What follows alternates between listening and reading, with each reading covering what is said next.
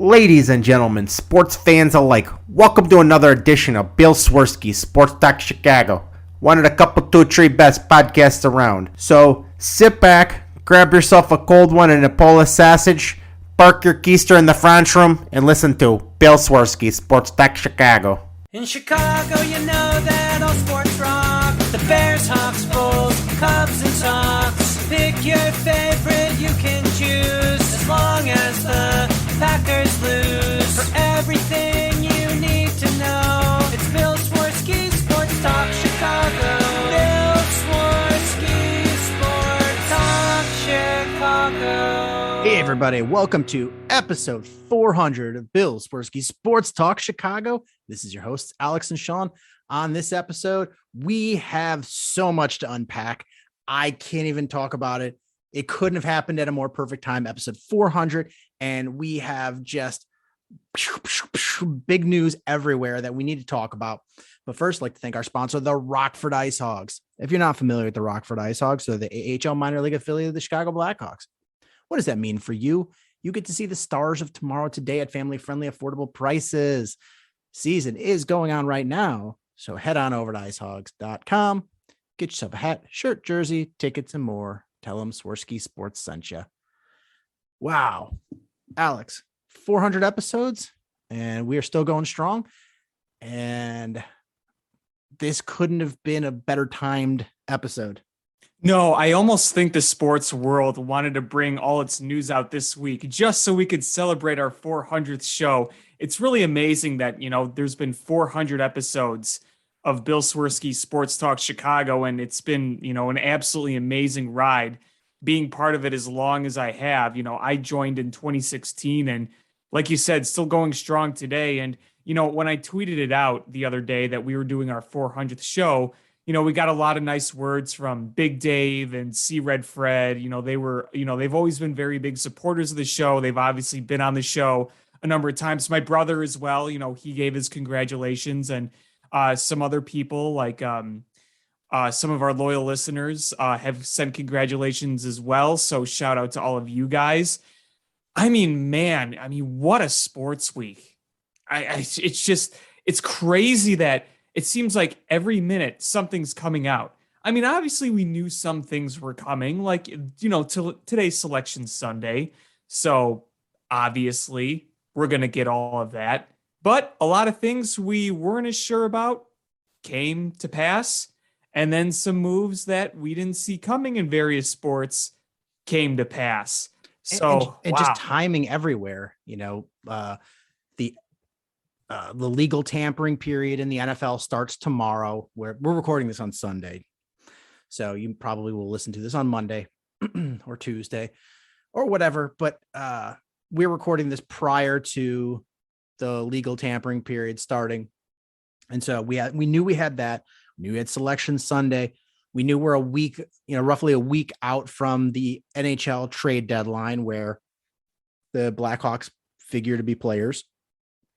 Sellers. And then Major League Baseball is like, oh yeah, hey, lockout is over, free agency part 2 in full effect. And and then we had our new general manager for the Chicago Bears, Ryan Poles, just end the honeymoon and pull off the Band-Aid and start the rebuild process.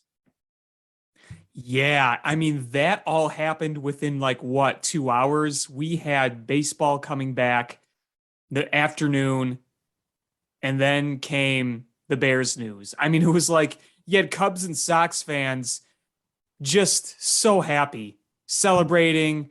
And look, one of these teams is going to be contending for a World Series. The other team is probably not. And Sean, you and I both root for the team that is probably not. But the excitement is still the same across the board with baseball fans. Everyone's happy. Everyone's ecstatic. Everyone's waiting for the next moves to come in because, there's still a lot of free agents on the board.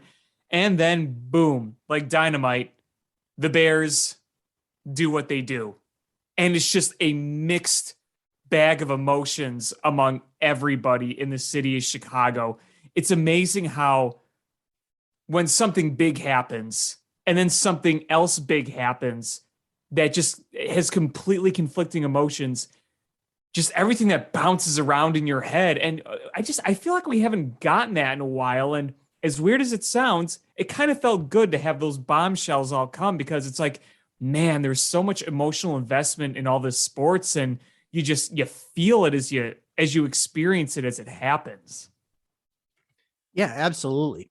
And, the big news we are alluding to, if you haven't been awake in the past week, Khalil Mack was traded by the Bears to the San Diego Chargers for a second-round pick this year and a sixth-round pick next year.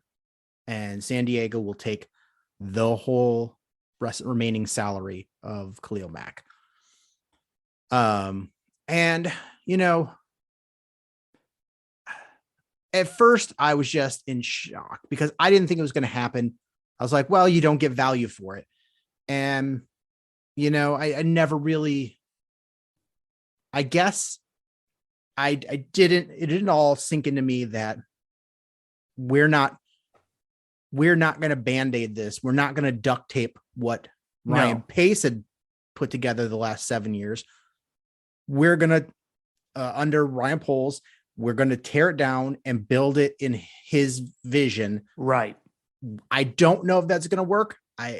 We're all here for the ride, but that's what he was going to do. And, I guess I hadn't in my heart thought about it like that. Mm-hmm. So, I always just assumed that Khalil Mack would be here until he retired. And there's a part of me is when I was a kid, the superstars stayed for the most part with the same team for their career. Maybe they had a 1 year at the end or 2 years at the end where you forget about it. But, I just assumed, and you're like, okay, a player that you really like, that you root for, that, you want to be part of your team's history forever, that day and age is sort of dying away. It is. And with the money in sports now, especially, it absolutely is. Yeah. I mean, not just the money, but it's the salary caps or the salary implications in baseball's perspective. But it's, you don't have it anymore. And, there's some places where, a guy will stay forever, but you just sort of have to pick your team and root for them. If you root for the players, then, you follow them around.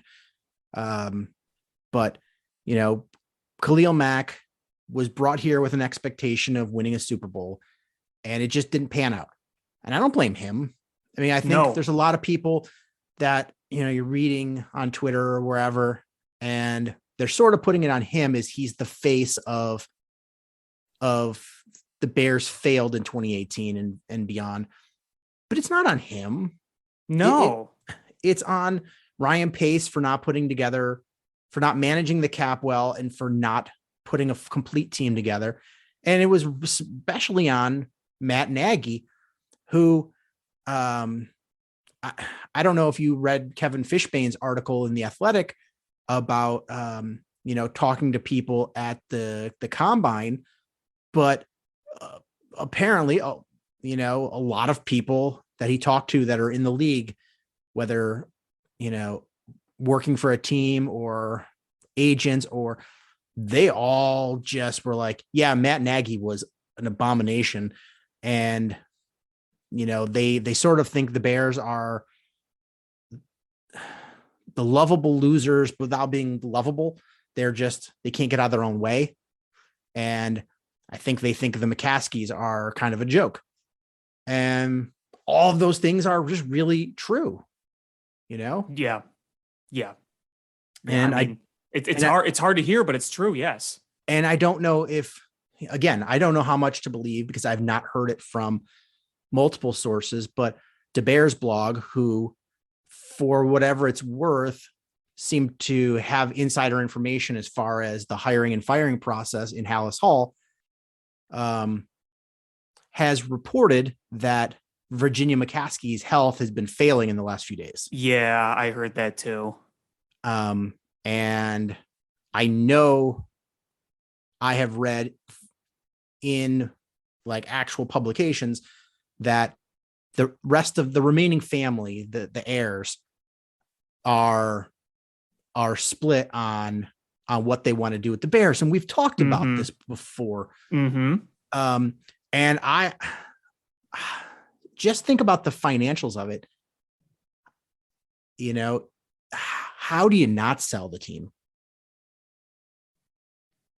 I mean, you can get a real big payday. I mean, the franchise is worth what, $4 billion? I bet you'll probably get $4 to $5 billion. You know, if you're George, it's easy decision. You know, you're like, I want to keep the team. He's what, 60 something years old. Mm-hmm. You know, he's got whatever he needs in his life. He's got his varsity Bears jacket, and he's got enough $3 to pay the parking to pick people up at the airport. He's got his purple crayon. Yeah, he's got his purple crayon. He's set. He's okay. He's got his house in doesn't he live out by DeKalb? I'm not sure. I think he lives like out by DeKalb. I wasn't sure if he was closer to Lake Forest or not, but yeah, but he's got like everything he needs. But the younger generation, you know, like, do they want to step up and be in the spotlight? And they, you know, they're not idiots. They see what it's like to, you know, what George McCaskey faces, what Virginia McCaskey faces in the public eye.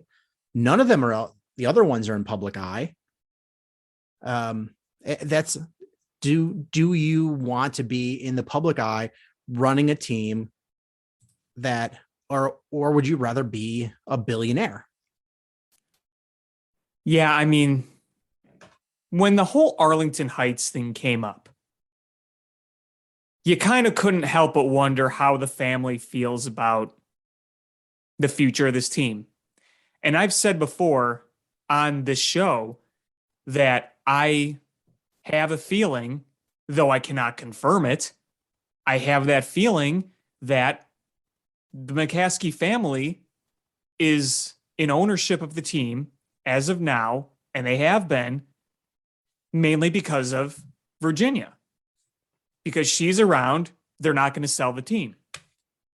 When that changes, I'm going to be curious to see.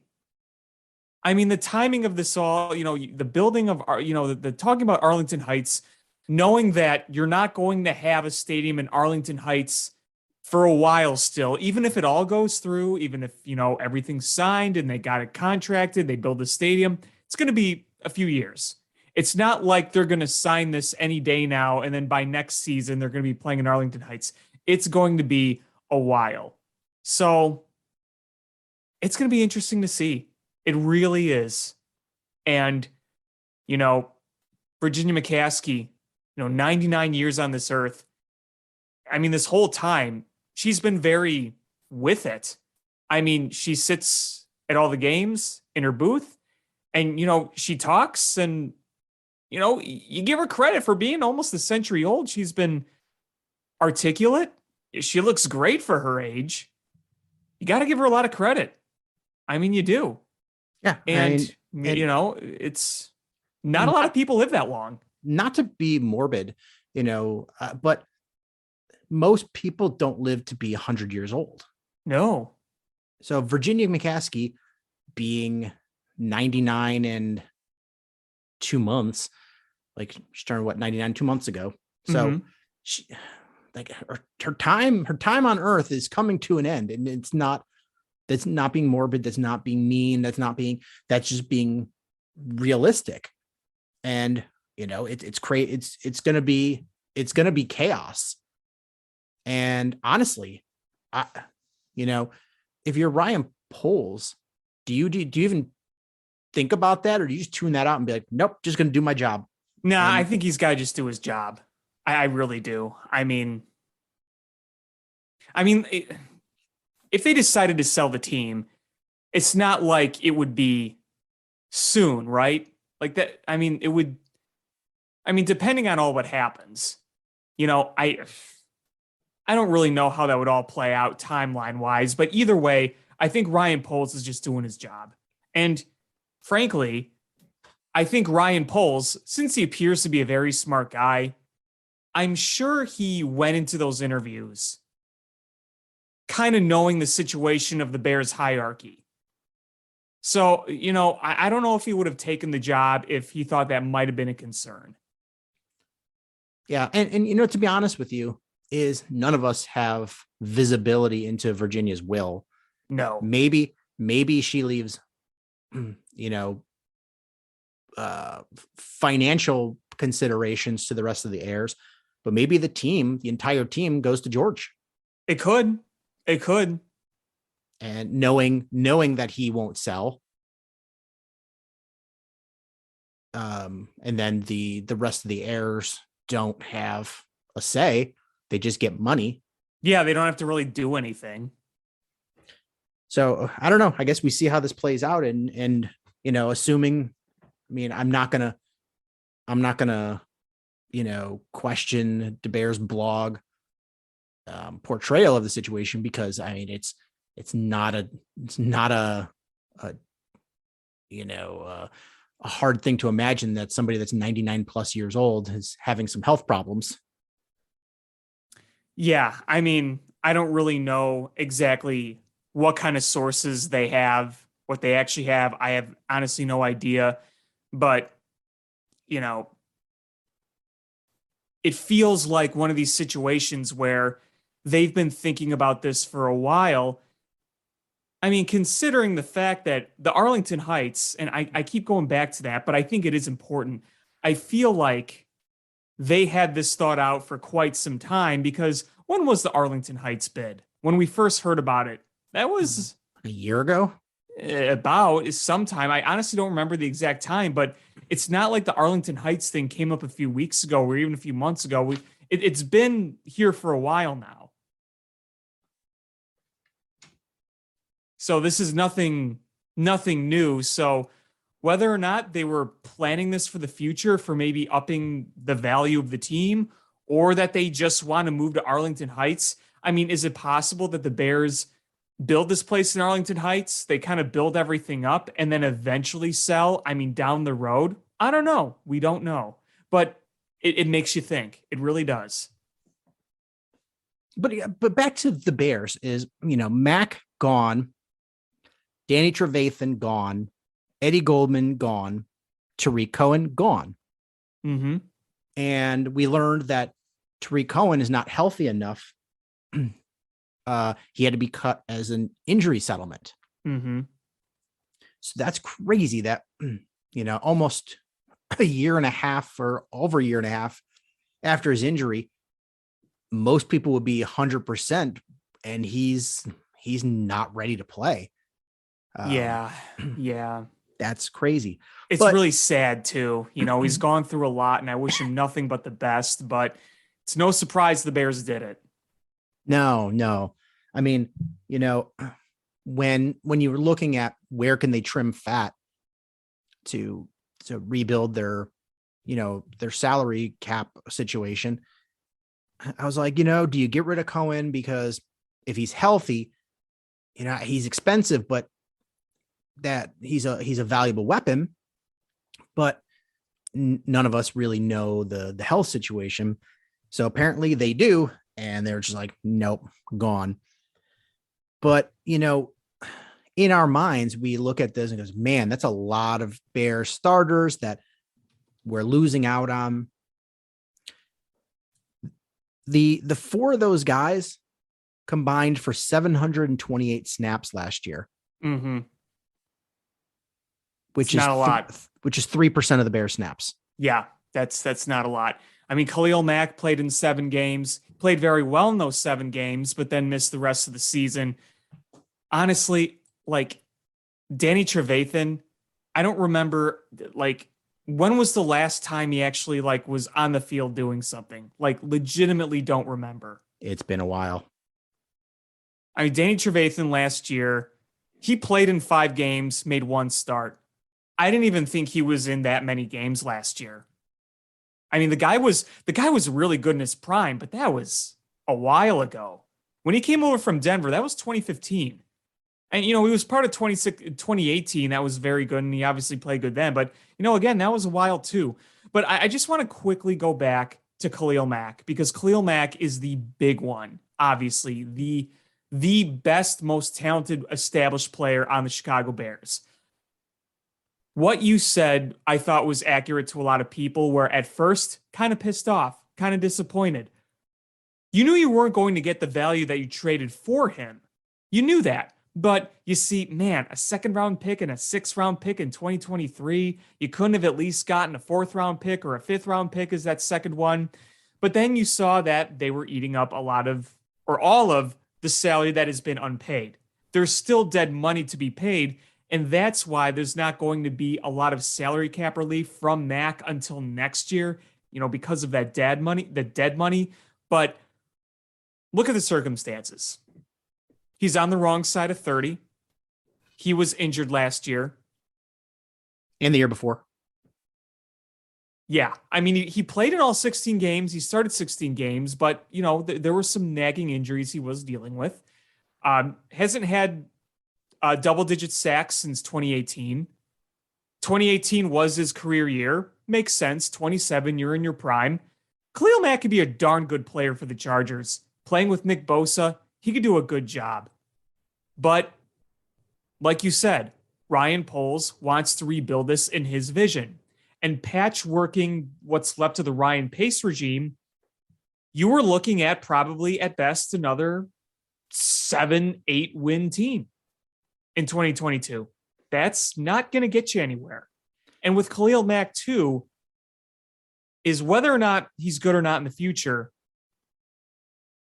it's not going to do you much good when you're not Super Bowl caliber and you have way too many holes to fill, unfortunately.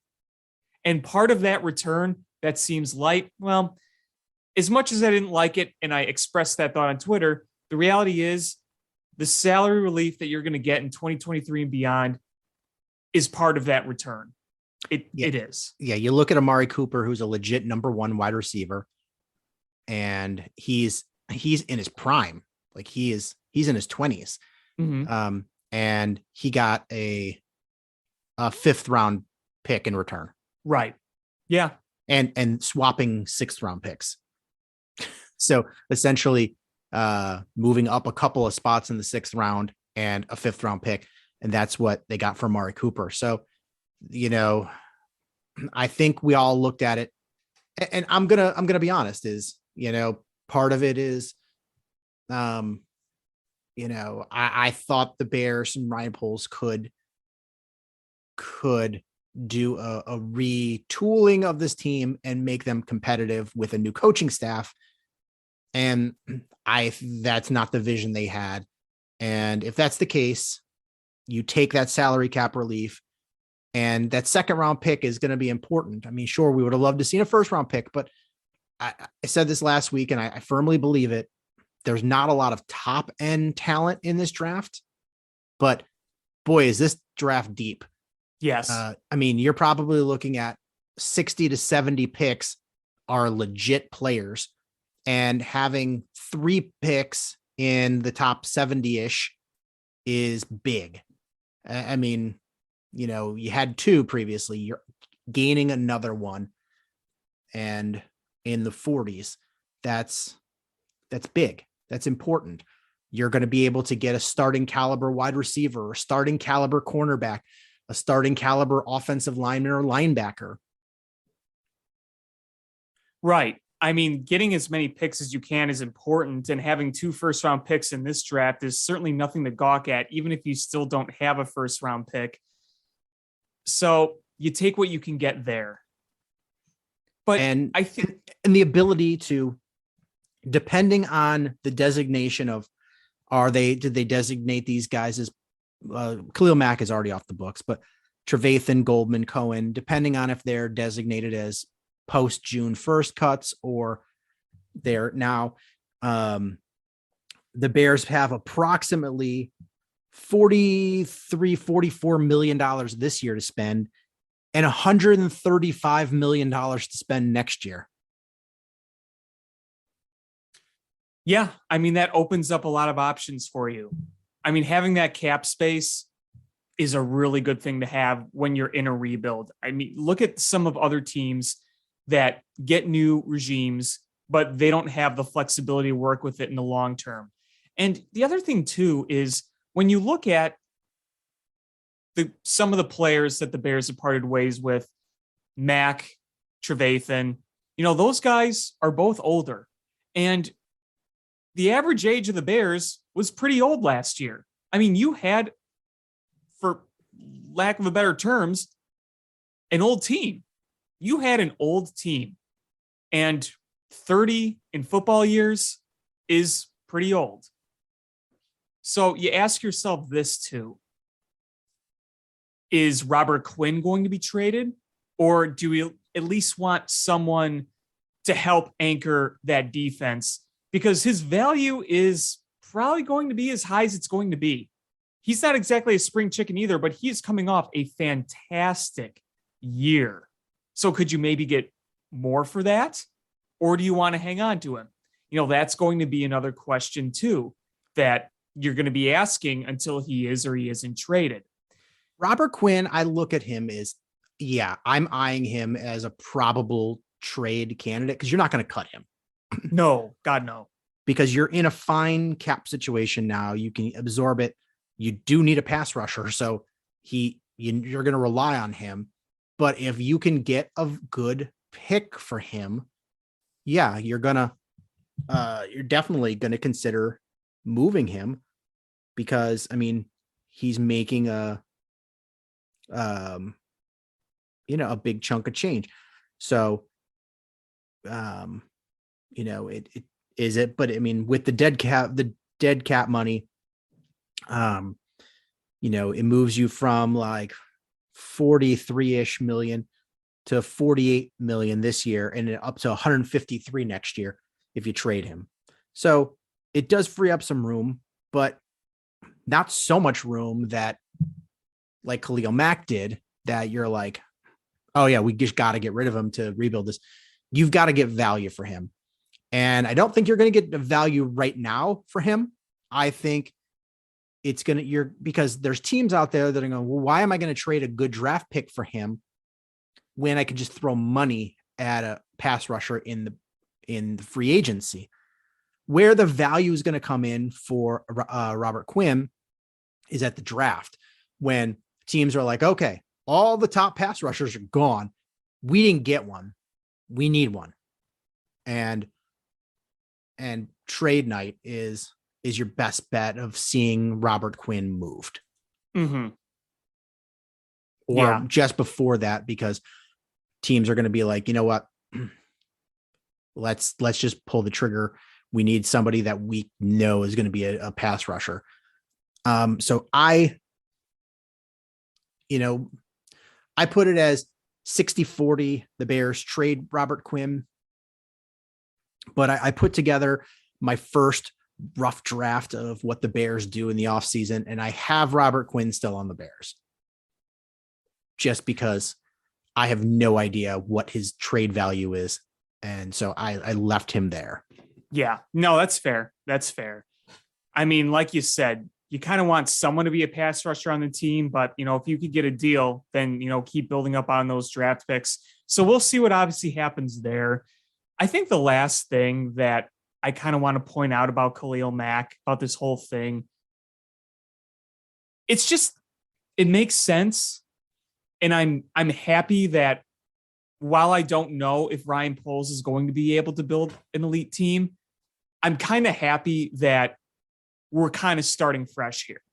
I think that's something that Bears fans have, for the most part, accepted, and they understand it. It's just sad that Khalil Mack leaves after just so much promise. The day they traded for Khalil Mack, that Saturday morning, when I woke up and I looked at my phone and I saw the notification that the Bears were going to be trading for Khalil Mack, I'll never forget how over the moon I was. And I will never forget the hype going into that season. We were talking Super Bowl when that was happening. And then he gets the extension right away. And we're like, he's here to stick. He's here to help this team win. Let's see him host a Lombardi trophy over his head on a parade down Michigan Avenue. And you win the division that first year. You're feeling good. And then ever since the playoff loss to the Eagles, it's just been downhill from there with just the whole team itself. And it's kind of sad. It just is. And it's worth noting too, that currently on the roster, I count a grand total of 3 guys that were from that 2018 team that are still on the roster now. Cody Whitehair, Eddie Jackson, and Roquan Smith. I'm pretty sure that's it. How everything just fell apart so fast. It's sad, but let's just hope the new era is better. And you know what? Somebody pointed this out. I think it was Dan Bernstein on the Score, and I actually do agree with him on this. I think it was him. Either way, somebody pointed it out.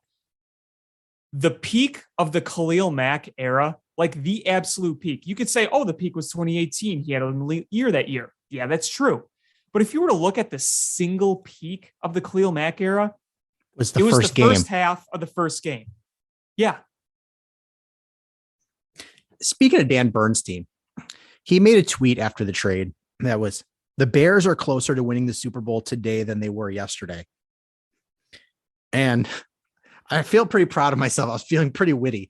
I retweeted or quote tweeted him and got, I think, one of my most number of likes and retweets of my tweet. I posted, Dan Bernstein discovers how calendars work. Nah. That's good. To which he actually replied. He replied, that was legit funny. Good work. Good work. I posted that and I was like, he's either never going to read that or he's going to be really annoyed with it. I was not expecting to find it funny, and I'm glad he did, because I didn't mean it to be mean spirited.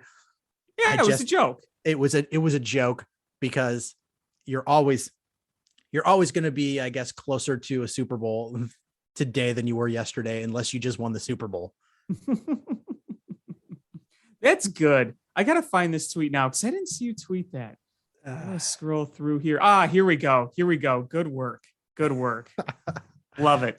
But earlier this week, I had notes talking about, would it be worthwhile to try to sign Amari Cooper when he's cut, because I had no expectations of him being able to be traded because of the salary. And same with La'el Collins, that the Cowboys, I'm like, they're going to end up having to cut both guys because I don't think they're going to find a trade partner. I was talking with a friend of mine who's a big Cowboys fan about this. And then the Browns trade for Amari Cooper. And again, it was not much value, but essentially they gave a late round pick and said, we'll take on that contract. And I guess that was, for me, did I care about the trade value? No, because if I'm the Bears, I'm not paying what he's making in that salary.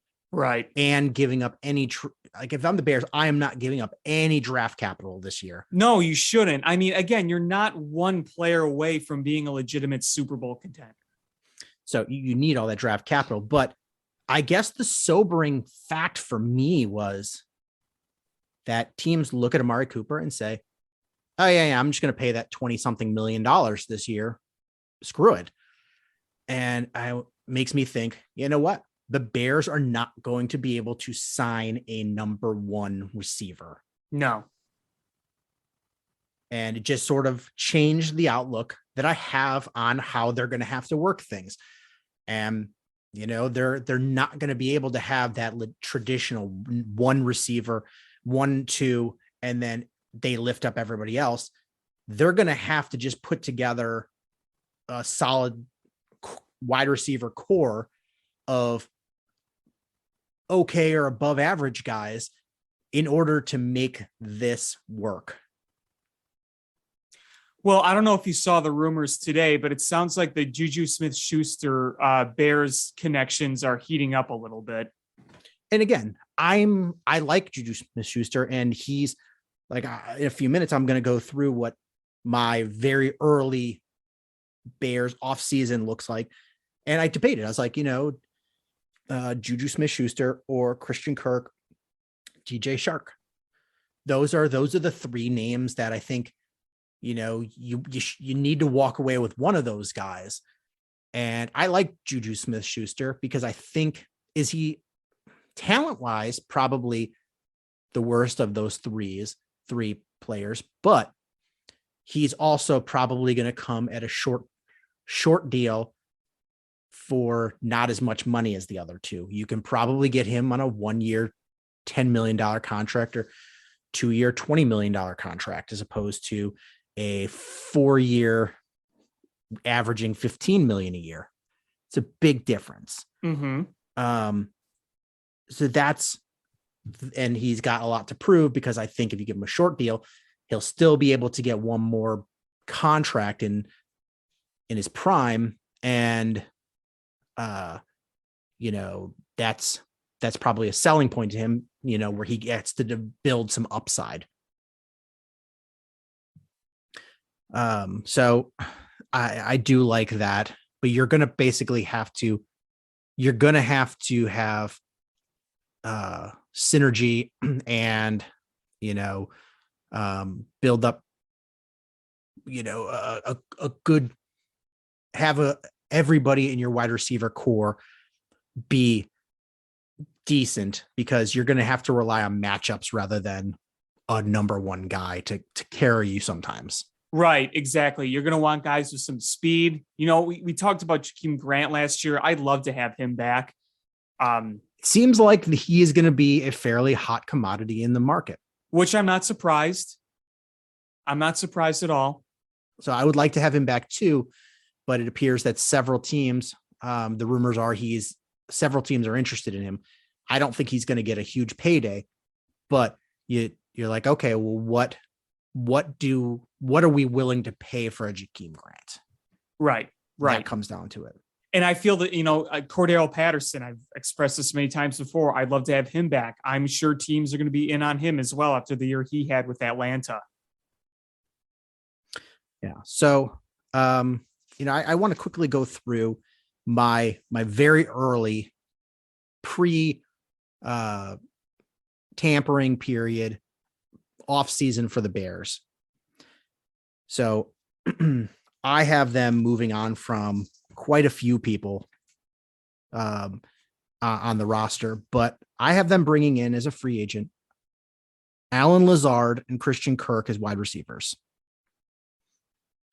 OJ Allen Howard, Lazard, huh? Okay. Yes. Because of the familiarity with Getsy. Okay. I have a feeling that Getsy's going to want somebody that can be, having been with his system. And I feel like he's not going to be a huge money guy, and the Packers, I feel like you can take him from the Packers. It's going to be, because they have right of refusal. So, but they're in a tight cap situation. So you can essentially steal him from the Packers. Yeah. And I mean, I'd probably rather have Lazard than Valdes-Scantling. I feel like Lazard is going to be a better value pick. Yeah. It's going to cost less, probably produce equally, if not better. It's kind of how I see it too. Yeah. I don't think he's as big of a talent, but I think he is better fundamentals. So I have them signing Allen Lazard, Christian Kirk at wide receivers, OJ Howard at tight end, because we have 2 tight ends on the roster. We need another tight end. OJ Howard is a guy who was drafted very high, had a lot of potential, and has not produced, but he's still fairly young. I think he could be a weapon for the Bears, because you're not just going to have the 2 tight ends. I debated. I feel like they're going to sign either a guard or a center starting caliber, and then if they sign a guard, they're going to move Cody Whitehair to center. And if they sign a center, they're going to leave him at guard. I debated about either Bradley Bozeman at center or Laken Tomlinson at guard. Figured it's more likely to sign Bradley Bozeman. So I have them signing him. Cornerback Levi Wallace, who is a guy that has a lot of potential. He's still only 26 years old and played in Buffalo.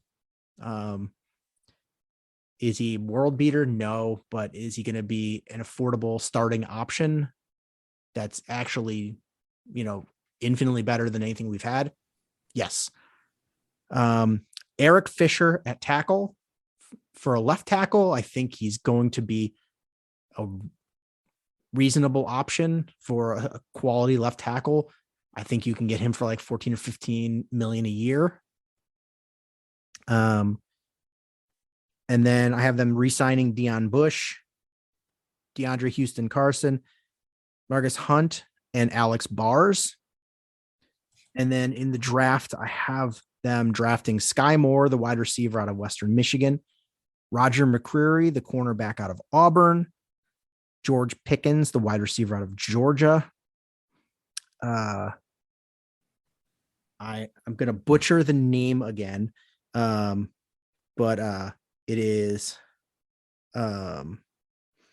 Iamo Wazurike, who is a defensive lineman out of Iowa State, Cam Jurgens, the center out of Nebraska, and JT Woods, a safety out of Baylor. And what you wind up with is your wide receivers on this team are Darnell Mooney, Alan Lazard, Christian Kirk, Nasimba Webster, Sky Moore, and George Pickens. Your tight ends will be Cole Kmet, OJ Howard, Jesper Horsted. Your offensive line starters will be Eric Fisher, Cody Whitehair, Bradley Bozeman, Larry Borum at the other guard, and Tevin Jenkins at right tackle, with your backups being Latavius Simmons, Alex Barr, Cam Jurgens, Willie Wright, Tyrone Wheatley. Your quarterbacks, Justin Fields, Nick Foles, and your running backs, David Montgomery, Khalil Herbert, Darrington Evans. And then I have question mark because they're going to need a fourth running back. And I have a feeling that they'll probably bring in either a low-cost veteran on a minimum deal or an undrafted rookie. Right. Yeah, they're not going to draft anybody at running back. That's for sure. And then on your defensive ends, I have starting Robert Quinn and Travis Gibson, with the backups being Sam Kamara, Charles Snowden, and Ladarius Mack. Your interior defensive linemen, Kairos Tonga, Angela Blackson, Iama Wazurike, your draft pick, Marcus Hunt, and LaCale London.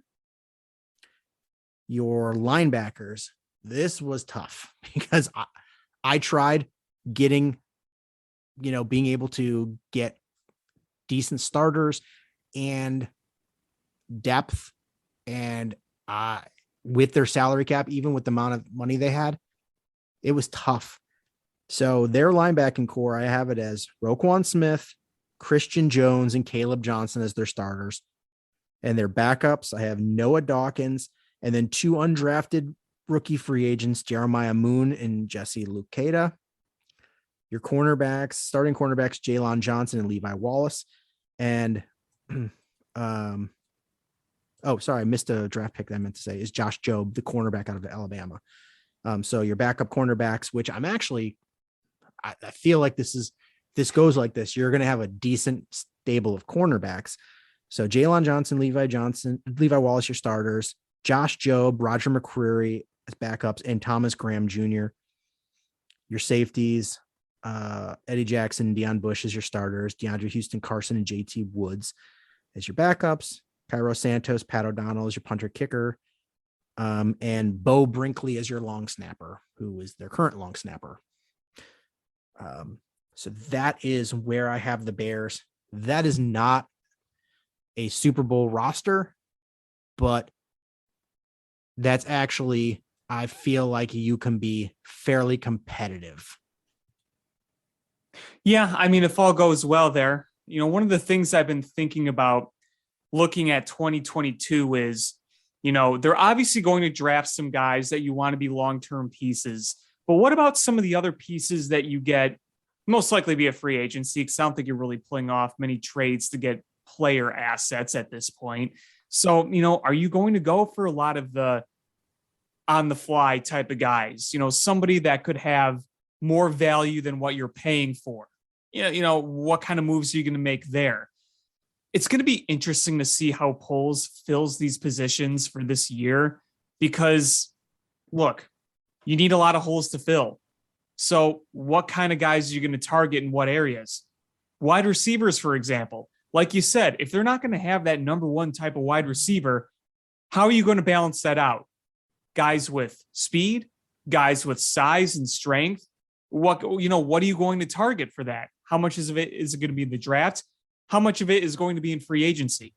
Looking at the secondary, you mentioned some cornerbacks in the draft, and you got to draft at least one secondary player. I mean, there's no question around it. I'm just really intrigued how this is going to look because I think we all understand that rebuilding in 1 year is going to be very hard. But if you can at least get a nucleus together and get Justin Fields a huge leap forward, you consider 2022 a win. And I know we said that last year, but last year you still had the Ryan Pace, Matt Nagy scheme and system. Now you have a fresh start where you feel like the right coaching, there's a better chance that the right coaching is going to be put into place and that they could do a better job of catering to Justin Fields because you're restructuring this team. You weren't throwing Justin Fields in, first of all, by not giving him first team reps, but you also weren't throwing him into a position where, oh, hey, Justin Fields, here, we're going to put you in this faulty scheme with this duct tape patchwork team that was really good a few years ago for 1 year. And a shell There's of a big Allen difference. And a shell of Allen Robinson, yes. So a lot is going to change around Justin Fields. The circumstances for Justin Fields this coming year are going to be extremely different than where they were last year. I don't know how good Justin Fields is going to end up being, but the circumstances are going to be different because there's no way in hell he's not going to be QB1. As long as he's healthy, he's QB1. They're going to treat him like QB1. They're going to try to get him the best coaching and build the best team around him. And you're going to get him first team reps in the preseason. And you're not going to bring in an Andy Dalton and say, well, no, he's QB1. Right. And the way I built this offseason is the defense definitely took its lumps. But the offense, if they stay healthy, should be fairly solid. You've Justin Fields in his second year. You've added multiple weapons on offense. You've shored up the offensive line. I have them letting James Daniels walk. I have them letting Bilal Nichols walk. Letting Allen Robinson walk. They're going to collect compensatory picks for all three of those players next year. Yeah, so I mean, this is big picture we're looking at. We're not looking at one and done next year. Yeah, next year, you're going to have your full slate of picks. You're going to have an extra 6th round pick, and then you're going to have probably 3 compensatory picks. So next year is the year when they take that leap. So, that defensive line, you might not get as much pressure to the quarterback as you want. That defensive line may allow some running yards.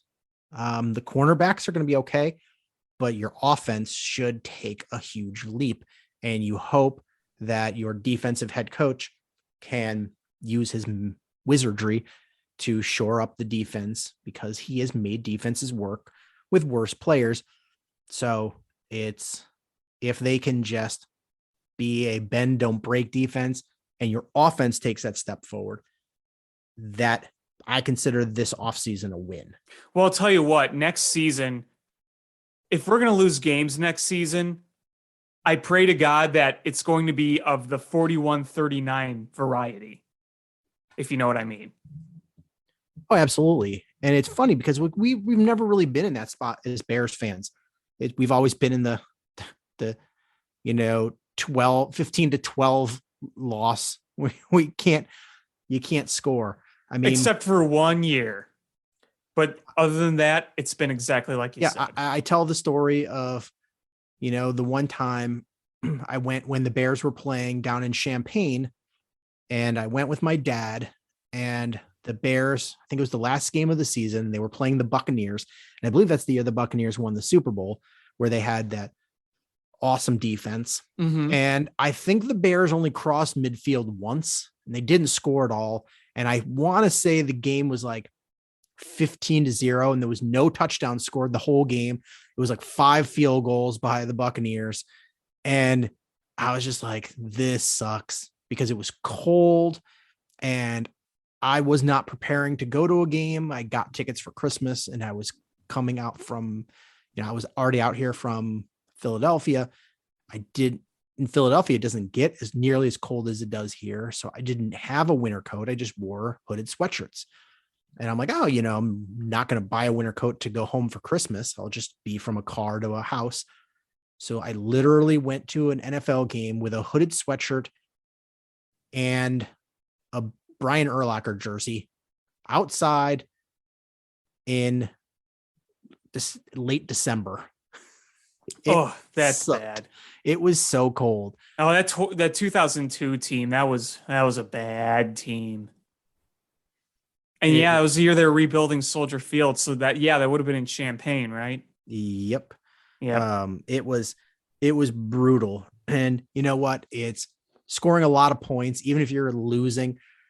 It makes it exciting and a lot easier to watch a game than when your team just stinks. Yeah. Oh, absolutely. Absolutely. I mean, look at the playoff game they lost to the Eagles. Yeah, I'm looking at it. The Bears did lose 15-0. Oh, that is awful. Let's see. I'm just quickly looking at this game. I know we talked about this before. Who's the quarterback that game? Was that Cordero Stewart? I believe it was. Let me pull up. No, Henry Burris. Oh, boy.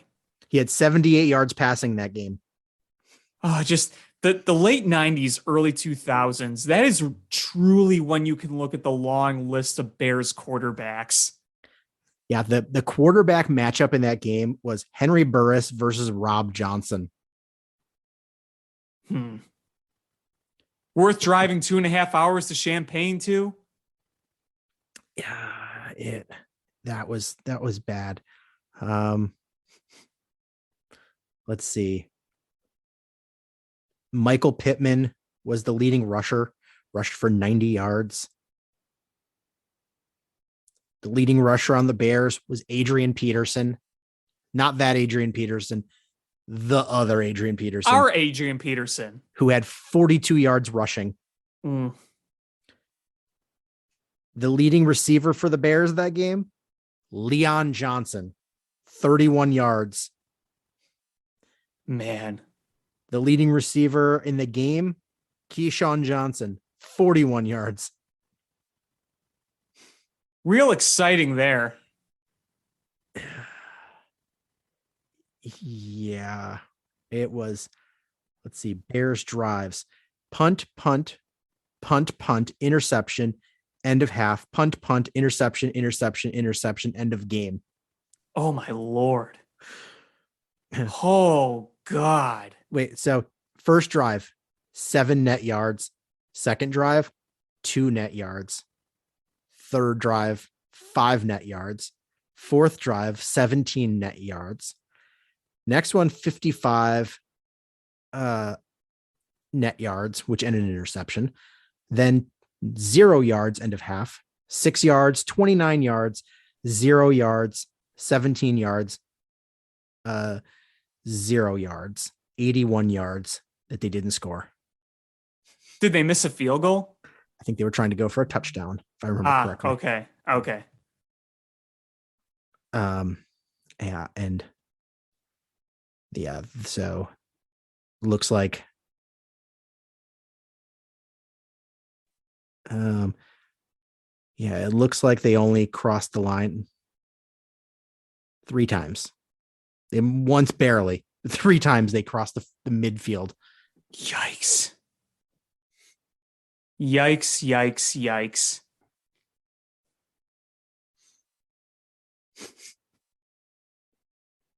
That's brutal. Yeah. So that's what we're used to with being Bears fans. So it'll be something new to get used to, losing high scoring games where it's a shootout. Yeah, I think of 2013. The only time we saw that. But at least this year would be with a young quarterback that's hopefully the future. And not, Josh McCown and Jay Cutler.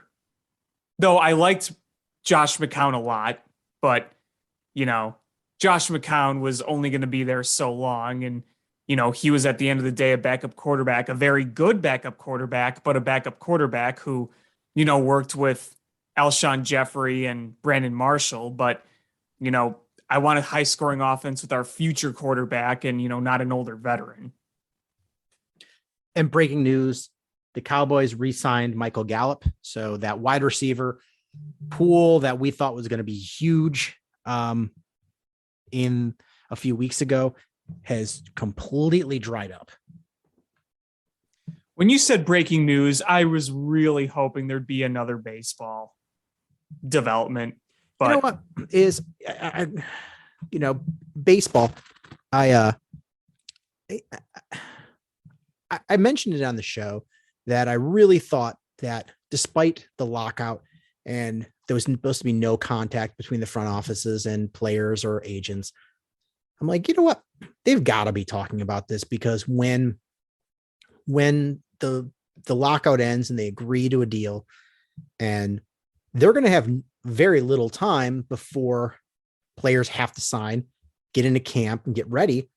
So I'm assuming that they're probably doing backdoor deals. And I, honest to God, thought that what would happen would be that as soon as the lockout ended, give it a few hours to faux look like you weren't talking. And then you would see everybody sign within a 24-hour period. Yeah, I thought the floodgates were going to open. And like you said, not right away to kind of avoid that guilty look of tampering. But yeah, no, we're recording Sunday night and the major free agents are still on the board. Now, we've seen a number of small deals. But yeah, not just like some, but let's see.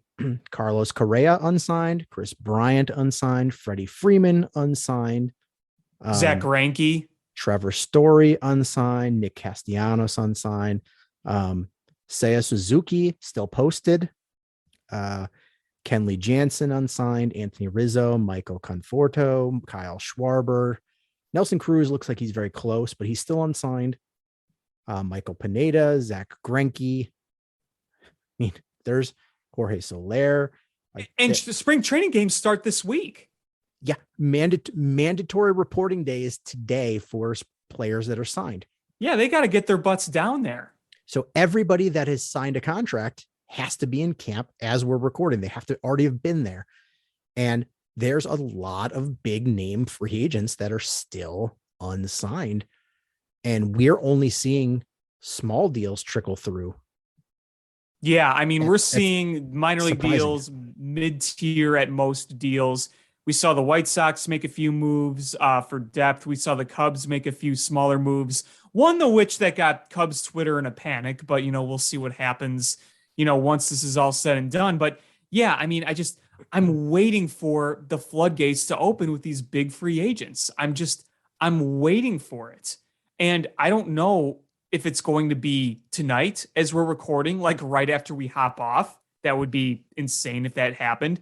I don't know if it's going to be Monday morning, Monday afternoon, Tuesday, but it's got to be soon, because these guys aren't going to hold out until, because they got to get these spring training games going. And, these players are going to want to play in those games. I just don't know when exactly it's going to happen, but you think it's got to be soon, right? I thought by Sunday night, I really thought by Sunday night it was going to really open up. I honest to God thought I'm like, oh man, we're going to be able to talk about all the big deals when we started the show, because I thought they would just, most of them would be done. And we apologize if you listen to the show and they went out late Sunday night, early Sunday morning, and you're just listening to this now. Because we don't know. As of right now, we don't know when this is going to happen. No idea. And it's got to be, I would be absolutely shocked if all of those names that we mentioned aren't signed by the time we record our next show. Right. And I can't help but I was thinking this too. Is it possible that we're seeing the reports, like there are obviously some free agents that are kind of, being checked in on by multiple teams. Freddie Freeman with the Braves and the Dodgers and the Yankees, Carlos Correa with the Cubs and the Yankees, Seiya Suzuki with a number of teams, including the Cubs as well. But, is it possible that a lot of these free agents want to know where they want to go, but they want to work out the terms and, maybe they don't get the deal from the first desired team they want. So they think about some of the other teams that are in on them. What exactly kind of conversations are going on? How committed are these teams to signing big free agents? Because you look at the pool of teams that I think that are willing to buy the big time free agents. I don't think it's that many. You're hearing the Yankees, you're hearing the Cubs, you're hearing the Dodgers, none of those which are a surprise. Padres, Red Sox, some Mariners, you're hearing some Mariners, but you're not hearing a whole lot in terms of many of the other teams. The frickin' Reds continue to sell. The Pirates aren't going to be buying anything. Maybe watch out for the Cardinals. I don't know if the Cardinals are going to get a big time guy, but they might make another mid-tier signing. And then, you look at the Blue Jays are always a wild card to throw. The Blue Jays. Yes. They got a team that's on the rise. The Twins today just traded for Sonny Gray. So I don't know if they're going to sign another guy, but maybe they make another trade and then maybe another mid-tier signing. It'll be interesting to see. But, I feel like the Cubs are setting themselves up where if they don't make another signing, okay, they're just going to go in with what they have. But if they, none of us are happy about it, but an interesting thought. And I'm not for it. I'm just saying is an interesting thought. Okay. Is the Cubs have a lot of money they could spend right now. Correct? Mm-hmm. Yep. Absolutely. And there's a certain team that plays in Southern California that has two big money players that they would like to get off of their books. Mm-hmm. How many young players could we get them to throw in for the Cubs to take those players off their hands? You better be getting a good package because I know exactly who you're talking about. You're talking about the Padres. You're talking about Eric Hosmer, and I liked Eric Hosmer for a while, but and Myers. You could get both of those guys and get a haul. Because how many teams have the money to spend, and you're not gonna sell to a small market team because they're not going to want to absorb that money. You're going to have to sell to a mid to big market city that can absorb that. That is not going to win this year, and you're going to have to package a very good deal because it's the Padres that need this. Nobody else needs this. You really got to sweeten that pot.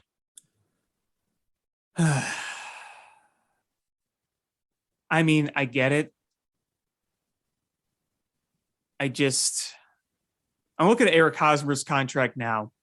He's owed $20 million in 2022. That's his base salary. $1 million signing bonus. And how many years after this?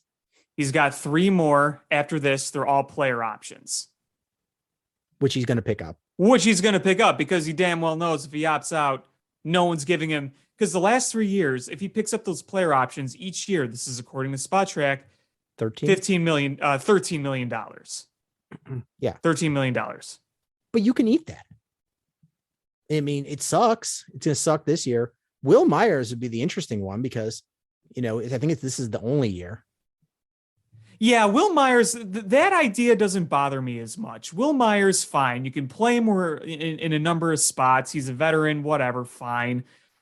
If Eric Hosmer only had like this year and next year, okay. But, including this year, that's 4 more years left. But doesn't become a UFA until 36. But if you take both, you probably get a much bigger haul. And Will Myers, what if he has a halfway decent year and you trade him? You trade him at the trade deadline. Sure. You eat the rest of the cost and you get a player in return. It sweetens that haul. And then after this year, $13 million sucks. But I mean, honestly, it's not that big of a deal, especially when you're building this team around young players. Nobody's really that expensive, and you absorb it, and then you look at the haul that you have, and because of it, would I do it? The logic is sound. You would have to be wowed by the package, right? And the logic is sound on the surface, especially if you get a good package for it. The logic is very sound. Here's the thing. If the Cubs were to do that, and that was kind of their, quote, big move with the other moves that they've made, it's clearly a rebuild, right? For the Cubs. It's clearly a multi-year rebuild, correct? Yes. You would consider it? And they have told you multiple times, Cubs brass has told you multiple times that this is not a rebuild. If you would have said right off the bat, this is a rebuild. Okay. But you kept preaching that it's not. And I get the logic of the rebuild. I get the process. I understand it completely. But I just think it's aggravating that you tell your fans on multiple instances that you are not rebuilding. And then, no, guess what? We're rebuilding. And I'm not against the rebuild per se. It's just frustrating when you tell your fans one thing when it's clearly something else. Okay, I'm with you, and they can say that it's not a rebuild all they want. But let's say they don't get Carlos Correa, they don't get Chris Bryant, they don't get the posted Japanese player, and they go in. Maybe they sign a few other small deals like the Simmons deal that they got. They go in the season for the most part with what they currently have on the roster in spring training. How can you say that's not a rebuild when you look at the product they put on the field? Right. And I want to make something very, very clear. I never in my right mind thought that 2022 was going to be a World Series contending year. Hell, I didn't really think it was going to be a playoff contending year unless they added 14 playoff teams, but it ended up being 12. What my hope was for this year is if they said it wasn't a rebuild, that they would bring in some players, kind of build that established nucleus, and then go from there continuing forward, at least getting back into, being competitive. Because yeah, normally 500 doesn't get you anywhere, but at the same time, this isn't football. This isn't basketball. Where you draft can make an impact, but not necessarily. I mean, some of the superstars come in the really late rounds, but if you do go the rebuild route, which again, I'm not necessarily against, it would be beneficial for the Cubs brass to be upfront about it. This is a rebuild. And frankly, it probably should be a rebuild because you got some really intriguing prospects down there. But they're a ways away. And I think they're not going to call it a rebuild because I think their dream scenario is they pull a Boston Red Sox where you go backwards one year and then you're the next year you're right back in the thick of things. And I think so too. I think that is their dream scenario. I think you hit the nail on the head on that one. But I don't think that unless we sign big time free agents this year and next year, I don't see how that happens. I mean, I like the direction that they're going with the farm system. I really do. Love it. I love the farm system right now. It is really in a couple of years that I think if you're going to go with homegrown players, that you're going to be competitive. So if that's the case, let's call it what it is and say it's a rebuild, and be willing to have that conversation of, do we eat bad money to get players? And that's my thing. And this could all change if they go out and sign Carlos Correa, or they bring back Chris Bryant. And I go, all right, well, then that changes the narrative of what they're doing, because then they clearly think that they can be competitive next year. They can be, halfway decent this year, at least, middle of the pack. Next year, they're probably really going to go in feet first. Then it doesn't make sense. But if you walk away without any of these free agents and you wait too long and the Padres find another, patsy to take out this money and give them players, and you missed out on that too, then that's a failure. That's unacceptable. Like, I feel like you either need to come out of this with a big time free agent, or you need to be exploring that any opportunity to bring in multiple players. I mean, you're essentially buying players from the Padres. Right. And you know what? The thing is too, there are other ways to help improve your big league club than just Carlos Correa. Carlos Correa is the dream. That's the one that we want. But if you miss out on that, if the Yankees end up giving him, a stupid deal, and you're like, all right, there are other options too. I think if you went out and you brought back a Kyle Schwarber, and then maybe you added a Trevor Story, or you added one of the other notable free agents. Freddie Freeman's not going to happen. Don't think Nick Castellanos is going to happen. Don't think Chris Bryant's going to happen. But you can look at guys like Correa, Story. I think that's kind of one of the paths you can look down. Schwarber, hell, even bringing Anthony Rizzo back. It can't just be Anthony Rizzo coming back. It just can't be Kyle Schwarber bringing it back. It's got to be one of those guys coming back, and then somebody else or a few other guys on top of that. Because if you're not going to add more to your system, or you're not going to do more to try to bolster your future, and your big league club ends up being Andrelton Simmons starting 140 games at short at this point of his career, and you look at an outfield where you're just kind of mixing, matching guys and using, late bloomers, and having Wilson Contreras as your only established power bat, and maybe Frank Schwindel or Patrick Wisdom if he can repeat what he did last year, then that's not making yourself much more competitive. Yeah, you got Marcus Stroman. That was a big move. And the smaller moves that the Cubs made, nothing against them. They just can't be the moves. The Cubs made a move. What'd they do? They brought back Robel Garcia. I hate you.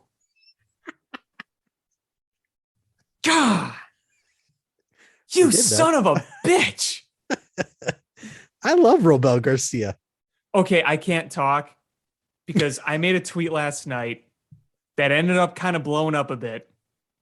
And it was a Simpsons reference. I saw the huge ass. Yes. That Rizzo and Bryant were coming back per huge ass. I saw that. And at first I was like, oh man. I'm like, and then I saw huge ass and I was like, oh man. Yeah. I was like, Alex is going to piss some people off with that one. I missed the joke.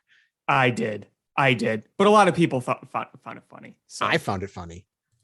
Can someone check the bathroom for a huge ass? Oh, I'm huge ass.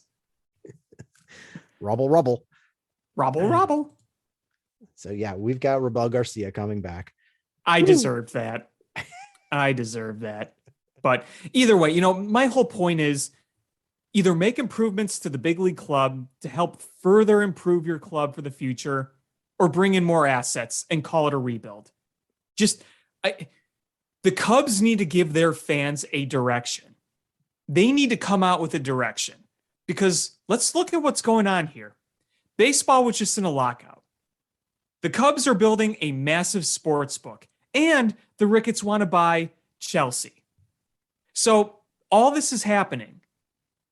You can't leave your fans out to dry. And I know it sounds like a, kind of a meatball thing, but for the sake of your business, for the sake of the Cubs, you got to give your fan base a direction. If it's a rebuild, call it a rebuild. If it's a transition where you're trying to build the building blocks on the team and then continue to groom within your organization, then do that. But don't go out there and just try to put together a few moves and then say, oh yeah, we believe in our team. We believe this is going to be good. I like the depth moves they made, but that is not going to turn you into a contender. Every team's got to make depth moves, but if you don't have a contending nucleus, it's not going to do you any good if you're trying to make your big league squad better fast. Yeah, and the Cubs made two moves. They signed Andrelton Simmons and Jesse Chavez. Yeah, Jesse Chavez coming back. I liked Jesse Chavez when he was here. Me too. He had a nice year last year. He had a bounce back year last year. That was a low. He was basically, they brought him in. If he stinks, who cares? And if he does have a year like he does last year, they're totally going to flip him at the trade deadline. Oh yeah, that right there can give you some decent value back. I mean, nothing great, but if he's he does what he does last year, you could get something back. I mean, look what they got for Andrew Chafin. Yeah, that's really what these kind of signings are for.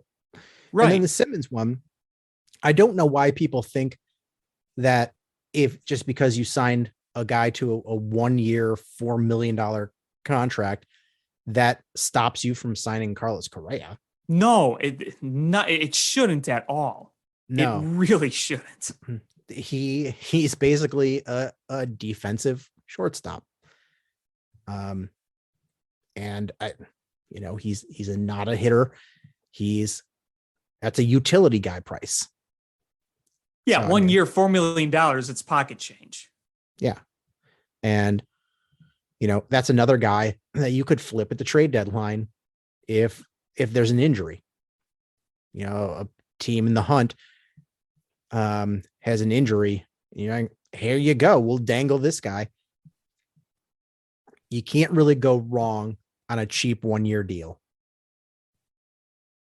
No, you can't. It's no risk, high reward. And there are several other guys out there that you can bring in low risk, high reward as well. Maybe that's a Johnny Cueto or a Carlos Martinez, or, maybe some other position player out there, but you want to build as much depth as possible. And that's kind of where you get it.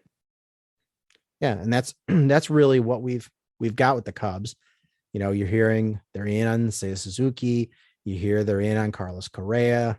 Yeah, I like Seiya Suzuki. I've watched some of his highlights. Like that guy. Yeah, so I don't know. We'll see. White Sox, on the other hand, are in a much different situation than the Cubs. They're a team that should be competing. And I think it's funny. I saw right before the lockout ended, it was a meme basically saying, hurry up and get this lockout over with so I can be mad at the White Sox ownership for not spending money on free agents. I saw that meme too. And that's kind of where we're at. I mean, they signed Joe Kelly, who I think that's a decent. That's signing. A good move. That's a good move for them. I think that adding another bullpen guy that can especially throw with the hard. attitude that he has. Yes. Yeah. I think it's a perfect fit for the White Sox. And he had a really good year last year. So if he can kind of repeat what he did last year, I mean, really all he has to do is pitch halfway decent. And I think you're in good shape with him. It's a 2-year deal too. So you'll have him this year. You'll have him next year. You know, that's a veteran that's been around a while. He knows what it's like to be on a contending winning team. And those games against the Astros will obviously be very fun when he's on the mound. So It's going to be interesting to see how he deals with Dallas Keuchel. Yeah, I never thought about that. But yeah, I think that's a good fit for the White Sox. And then the other interesting signing was they signed Josh Harrison to a 2-year deal for low money. And I think that's a good move. I think that's another really good move. I chatted briefly with Gary about it, and he's like, I think he could be the starter at second base. I'm like, I don't think it's a win if he's your starter. I mean, does it cover a hole if you can't find another second baseman? Sure. But I think Josh Harrison's probably best served as being your utility man. Well, I think you could play matchups at that position, right? You have Lurie Garcia against righties, and then against lefties, you could put in Josh Harrison, or, you know, maybe you feel like if there's a big game and you need someone you can rely on to defend, you put in Josh Harrison. But yeah, I feel like that's going to be a platoon spot there. I don't know if I'd have him as my everyday starter, but you know, you look at what he did last year. He quietly drove in 60 runs and hit 280. You know, at that point of his career where it looked like it was sloping downward, that was a nice little resurgence for him. And he's been around a while, and he's got a good track record. He posted what, a 1.5 WAR. Yeah, not bad. Not bad at all. Not bad at all. And over the last 2 seasons, his slash line is 279, 343, 402. That's not bad. Not bad. Not bad. Not bad at all. You know, he's not a huge power guy, but you know, he's a bat to ball kind of guy. He doesn't strike out a ton, which I think is good for the White Sox. You know, so I think it's a good signing, especially since they didn't pay a ton for him. I mean, no, $5 million this year and $4 million next year. No, that's nice and cheap. That's good value there. Oh wait, no, sorry, it's a club option, so it's 4-year this year, 1.5 option next year. Even better. Even better, because if he doesn't do well, then you don't have to pay him next year if you don't want to. Yeah, and if he does do well, you could bring him back at a good price. Yeah, so it's essentially, yeah, it's a 1-year deal essentially, and I think it's a nice one. I don't, you know, do you platoon? I guess you could. It would still be nice if they could bring in an everyday guy and then use Lurie Garcia and Josh Harrison as platoon guys around. But, you know, it is always nice to, I mean, we're inching real close to the season, and to at least shore up the position a little bit more. I think it was a well needed and well regarded signing. So now the question is, there's one that seems kind of obvious now, but we'll see if it changes. It looks like they're going to be rolling with Kimbrel in the bullpen to start the season. They're also rolling with Crochet to start the season in the bullpen. So those 2 guys will be in the bullpen. Michael Kopech will be in the rotation. So I feel like that kind of answers that question there. But my question is, do you think Conforto is still on the table for the White Sox? Because there's been a lot of linking between the Sox and him. And I mean, it makes sense. You get an everyday right fielder. Conforto brings that. So do you think that's still on the table? Or do you think that the last of their money spending moves for now were on Joe Kelly and Josh Harrison? Honestly, I don't know. It's tough. It's tough to say. I mean, you know, they could have another surprise up their sleeve and bring in a signing, but they very well could just White Sox this out and be cheap. And I hate to say it, but I think their big moves are done. You know, White Sox fans would love to see a Kyle Schwarber or Nick Castellanos, another corner outfield bat. But I don't think that's coming. I could still maybe see Michael Conforto. I don't see Nick Castellanos. I really don't, but I feel like Michael Conforto would be a really nice get if they were to get him. I mean, power guy, he can walk a bit. So, we'll see if maybe that happens. But what's going to be interesting about these free agents that are still on the board is what's their market going to be? What's it going to end up being? Carlos Correa wants a shitload of money, but is anyone willing to give him that? If the Yankees aren't willing to give him that, then his market could obviously come down. Maybe Michael Conforto wants more than initially thought, and maybe that market will come down too. So over the next few days, if nobody else signs, then maybe the value of some of these players will come down then from what they originally wanted because the market just isn't there. The Carlos Correa, if his money's not going anywhere, it might be years that it might be years. Yeah. So maybe he takes a 1-year deal for big money and then hits the market next year where it's a regular offseason. But Conforto could be money, but Correa is not going to be money. But I'm looking at what the latest rumors are about Michael Conforto. I have one on Correa.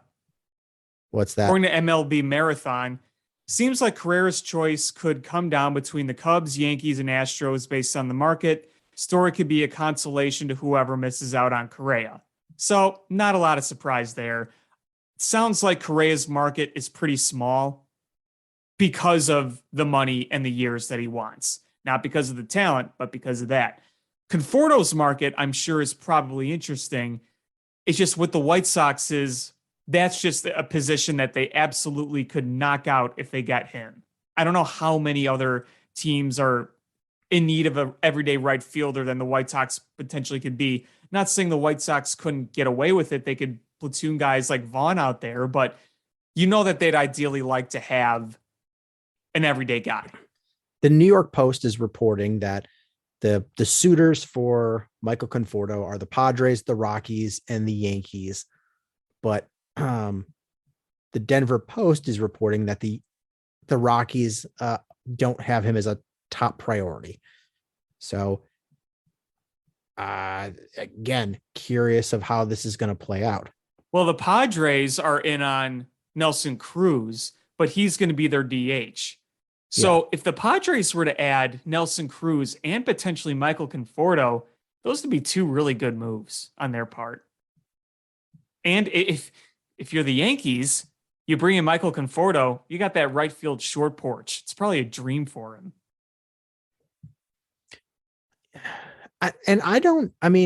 The rumors I'm hearing, the Yankees could just be putting their poker face on. But if everything I hear from the Yankees is they're not real contenders for Carlos Correa unless it's a short deal. So that leads me to believe I think he's going back to Houston. He is selling his house, but that could mean a number of things. It means he's buying a bigger house. Yeah, right. It's literally right next door. It's like you see the camera pan on in his mansion, and then it zooms out, and there's this new mansion that like just towers over it, like the Sears Tower versus like the Tribune building type scale. You see the movers, and they're moving all the stuff out of his house, and they just walk across the street to this giant monstrosity of a house and just put it in the house directly across the street. or you see, it's like his house is on the market. It's sold. Who bought his house? Oh, Carlos Correa bought his own house, and the movers walk to the end of the driveway, loop back around, and put the stuff back in the house. It's like Grandpa Simpson when he walks into the brothel and sees Bart, loops back around and walks right back out. But yeah, I'm really shocked that we're not seeing a ton of moves here. It is surprising to me. Yeah, we'll see what happens. I mean, at least we know we have baseball back. We're going to get a full 162, which I didn't think was going to happen. No, yeah, they got that. I mean, you look at some of the other things with the CBA. You're going to get a 12 team postseason. Little more than I like, but it's better than 14. They obviously upped the minimum league salary up a bit. The bonus money pool for international signings has changed. We're going to see the DH, obviously. We're eventually going to see the banning of the shift, which I don't know. I think if you're on the field, you should be able to play where you want. I totally agree. I mean, I hate the shift, but I hate it more that player can't hit to the opposite field and that they haven't figured out how to do that. You're putting too much of control on MLB strategy by implementing. And how are you going to enforce it? Are you going to go out there every batter with a tape measure? Oh, you're outside your boundary. You get back, or you're gonna get it, Sonny. Like, what are you gonna do? How are you gonna enforce it? I don't know. I'm not a big fan of that.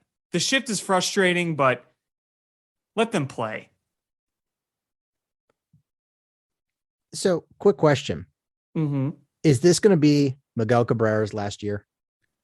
I think if he gets his 3,000th hit, he only needs 13. Yeah. He's going to get that unless he frankly, if I were him, if I got that 3,000 hit, I'd tip my cap to the crowd and I'd walk to the dugout and then just keep walking. Wait, hold on. Is there any other stats that he could get? I think the 3,000 is the big one. He's got his home runs. He's got 500 home runs. Mm-hmm. He's too far away to get 2,000 RBIs. He's at 1,804. Yeah, that would take him forever. He could get to 2,000 strikeouts, but that's not a good one. No. So I think hits is really the only thing that he cares about. He's got 1,500 plus runs, 500 home runs, and just needs the 3,000 hit. If he could have played a full season last year, he would have got that last year. Mm-hmm. Because his last year wasn't terrible, wasn't good. For where he is, for his age and all the injuries. Yeah.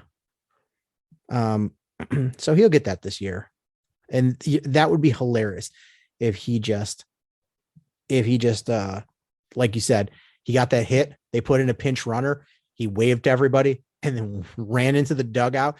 And you saw him in full uniform in his cleats run to the parking lot, get in his car and drive off. Honestly, wouldn't you do that though? Where he is in his career, he's won his World Series, obviously a long time ago with the Marlins. Loaded. He's loaded with cash. He's got 3,000 hits and 500 home runs. There's absolutely nothing left to do. And with all the body aches and the medical stuff, I would just, I get that 3,000th hit. I'm retiring right that moment. It is hard though, because he's getting paid $32 million this year, $32 million next year, $30 million in 2024, and $30 million in 2025. Wow. So if he just shows up and just whatever, he's gonna make another 120 some $1 million. That's a lot of money. It's a lot of money to walk away from. It is. So I mean, they would have to, I'm sure they're going to try to buy him out. But I don't see any conceivable way how he's playing past 2023. There's just no way. Because he's not that old. It's just that man's body. His body's just completely broken down. He's 38 years old, but his body is just completely shot. Well, 38 is pretty old for a professional athlete, but not for unless you're Tom Brady. That's Tom Brady. I mean, Tom Brady's a freaking. We didn't even talk about that. So yeah, right before we got on the air, Tom Brady announced he's coming back, and I'm not surprised. I was surprised that he was actually hanging it up. I think he's not only going to play this year, I think he's going to play next year and then reevaluate things from there. Yeah, I think give him at least 2 more years, or if he wins a Super Bowl this year, just be like, okay. I mean, people are like, oh, his kids, they're not getting any younger and wants to listen. The NFL season is not that terribly long. I mean, you do training camp in July, do a few preseason games, but then you start, it's like September, October, November, December, January. It's like 5 months. So not even half the year. And then he spends the other half of the year. Sure, he's working out and doing things, but he's spending it with his family. You can spend all that time with your family, and you can't pause time and then go back and play football. Like, this is your window. This is it. Like, he's already beyond the window that we ever thought we would see with an NFL starting caliber quarterback. And he's there. So, you gotta take this while it's there and not live any regrets, No, I mean, you got to go out there and just find that fucking dog. God. But no, like, you're Tom Brady. You just need to go out there and keep doing what you've been doing. I mean, what if you got, honestly, you have nothing to lose. Yeah. I mean, there's no pressure. If you're able to do it, keep doing it as long as you can. So, because you don't want to live with regrets.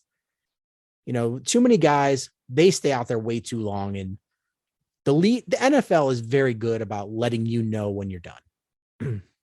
They let you know your contract's done. With non-guaranteed contracts, boom, you're just out, you're gone. And the league is just begging for him back. It's him that's walking away. So, it's not surprising that he's coming back, because if it wasn't physical, it wasn't that he couldn't play the game. He couldn't play at the top level. He was saying it was trouble motivating himself to keep doing it. And I could understand that. It's,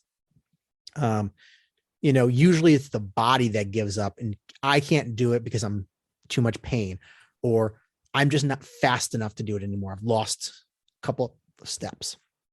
With Tom Brady, it's not about speed. It's not about arm strength. He understands the game. He stays in shape. He stays healthy. It's that mental grind that's the part that was surprising, because, you would think that he could overcome that. So when he said it was mental, that he just didn't have it in him to overcome that mental hurdle to come, I'm like, he's totally coming back. Now, it'd have been a different story if he was just like, you know what, like Drew Brees was similar situation, except his body gave up. I think Drew Brees would love to still be out there. He was just like, my shoulder, I can't throw. Right. I can't throw the ball. Right. And, somebody asked him about coming back, and he's like, I haven't thrown the ball. I'm not physically in a shape to play football. So you're like, okay, that's his body telling him he can't do it. So Tom Brady saying his mind was saying no. I'm like, no, this is he just needed a break, and cleared his head, went sailing, did something, I don't know, and just came back. I was like, all right, now I'm ready. He went to somebody tweeted, he went to one of his kids' recitals and was just like, nah. Yeah, Steven Means tweeted that, so shout out to him. That's funny. It's probably true. One time you're like, nope, I'm going back. It's like, this ballet recital's terrible. Ugh, going back to play in the NFL. So yeah, not surprising. And what makes me though wonder is what did the Buccaneers coaching staff and ownership know and not know. And if they knew that he was likely coming back, where are all these rumors of them, meeting with, potential quarterbacks to replace him coming from? Because there's been a lot of them. Oh, they're meeting with Deshaun Watson and they're ready to go all in. They're going to try to trade for Jimmy Garoppolo. Every available quarterback, they were like going to the Buccaneers, and it's really Tom Brady. Yep, pretty much. Which means Gronk's coming back too. Oh, absolutely. He was probably just waiting. When's he going to unretire? When's he going to unretire?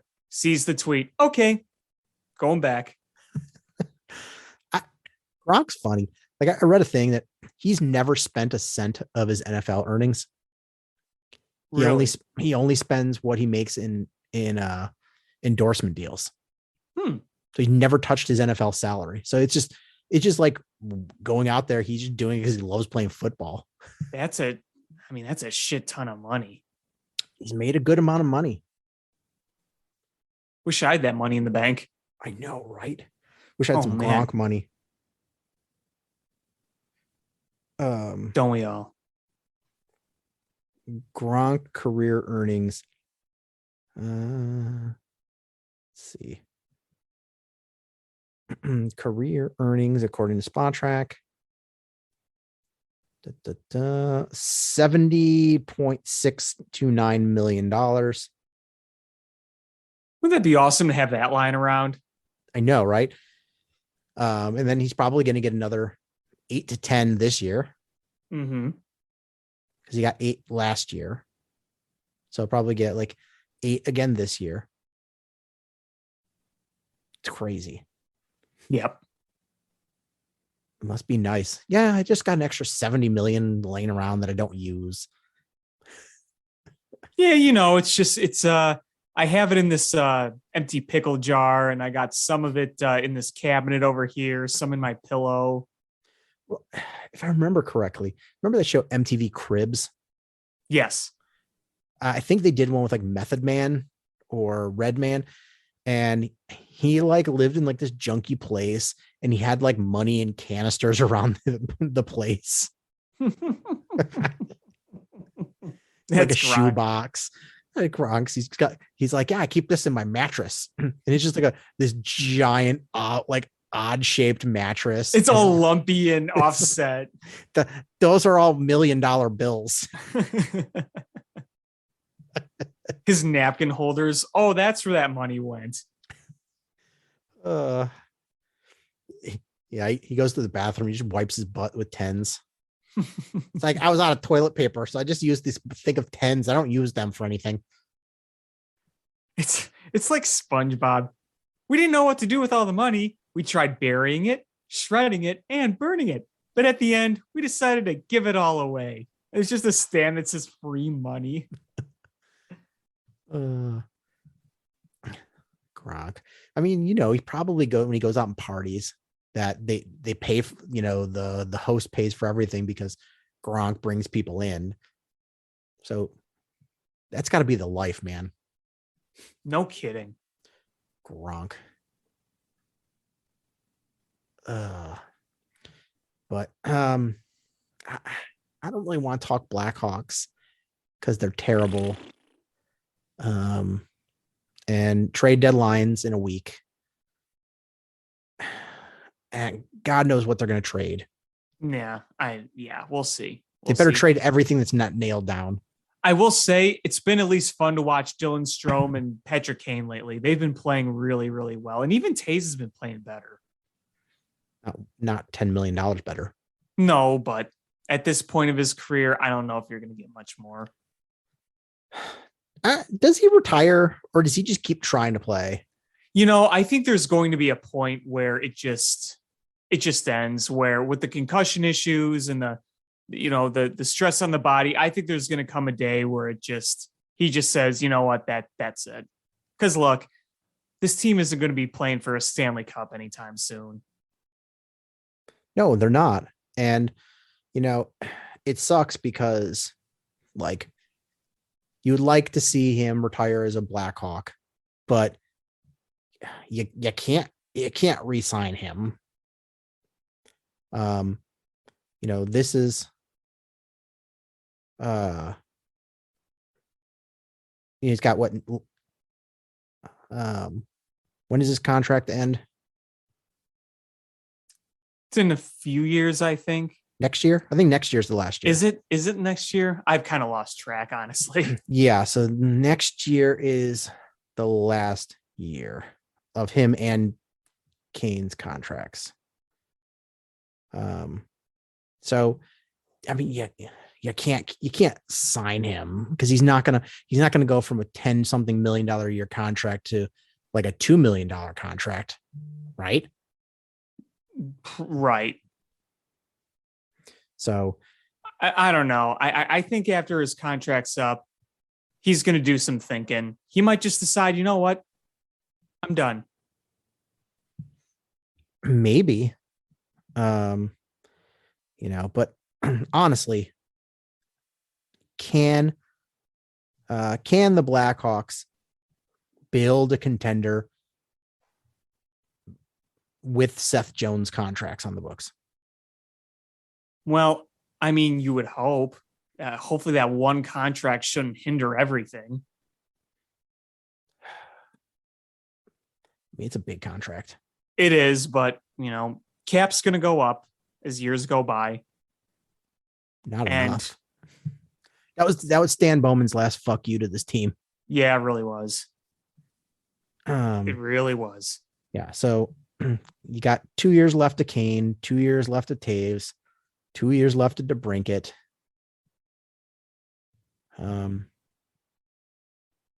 9 years left of Seth Jones. 9 years. 5 years left of Connor Murphy. Which hopefully he's okay. He took a pretty nasty hit the other night. Yeah, he did. That was yesterday, wasn't it? Yeah, it was yesterday. That was in Ottawa.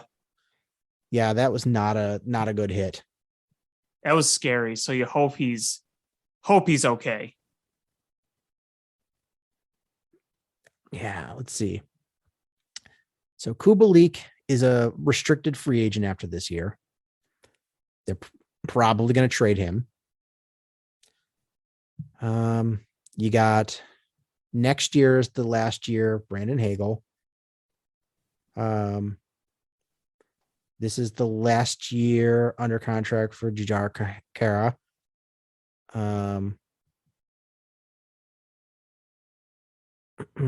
Wait, this.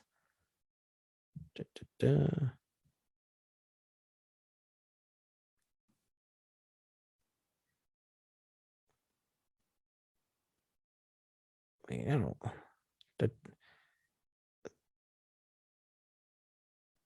Oh, okay. So yeah, this is the last year of Kubalik. So you have 2 more years of Brandon Hagel. Next year is the last year of the spot track. They just listed as 2022. So it's 2022, 2023. So you've got next 1 year with Jujhar Khaira. Next year is the last year of Taves and Kane. You've got 2 more years after this one with Tyler Johnson. Dylan Strome is Dunzo. Borgstrom's got 1 more year. DeBrincat's got 1 more year. Got a couple more years in Mackenzie Entwistle. Got an eternity with Seth Jones. Got 3 more years with Jake McCabe. Connor Murphy's off the books. A couple more years of Stillman. So you don't have too many obligations left in this team. You could completely rebuild, but it would sure be nice to have Seth Jones off the book so you could do whatever it is you want to do. Yeah. I mean, because this year is the last year where he's a reasonable price. And then next year he goes up to 9.5 million every year for forever. Freaking Stan Bowman. What the hell was that guy thinking? God, what an idiot. Anyway. I hope he gets launched to the moon. Thwing!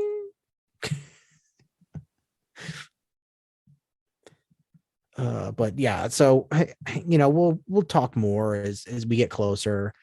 I think they're going to just try to sell everything that's not nailed down and try to get as many picks as possible because we don't have a first rounder. Yep. Again, thanks, Stan Bowman. Stan's the worst. I'm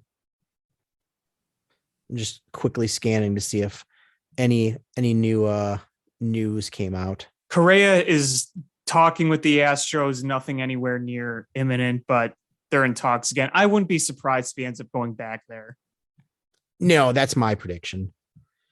That is my prediction. The Bulls hanging around. 2-game win streak. Yep. I know it's, Detroit's Detroit, but getting Alex Caruso back against the Cavaliers made an immediate impact. And even if he didn't against the Cavs. No, good call. Good call. They were also missing some guys, but hey, they won the game. Well, I mean, Alex Caruso is back. Zach LaVine out. What's that? Zach LaVine was out. Yeah, but we're getting Lonzo back soon. And Patrick Williams should be back this month. So huge. Reinforcements are coming. And like I said, we're hanging tough with that 4th seed. And that's all that really needs to happen. I mean, I know everybody's in the top teams in the East are playing well. Miami's playing well. Sixers are playing well. Milwaukee's playing well. The Blackhawks are treading water. But I would be shocked if the Bulls don't finish in the top 4. And you hope. You hope. I mean, anything could happen. I mean, who knows? Maybe the Bulls when everybody's healthy just goes on a tear and they do better. But that would be awesome. That would be absolutely awesome. But I think top 4 is a reasonable expectation. And the way it plays out, if that's the case, as if the playoffs were to start today, the Bulls would be playing the Celtics in round 1. Mm-hmm. And so if the playoffs were to start today, the Heat would be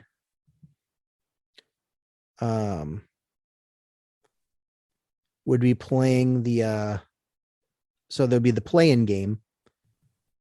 I was going to say, don't we have to get through that first? Yeah, so they get the play-in. So that's the whole complicated process. So the play-in game right now would be the winner of the Atlanta Hawks and the Hornets would play the loser of Toronto and the Nets. And then the winner of that game would play the Heat. The 76ers would play the winner of the Raptors Nets. The Cavaliers would play the Bucks, and the Bulls would play the Celtics. And I think that's a fine matchup for the Bulls. I think they can win that no problem.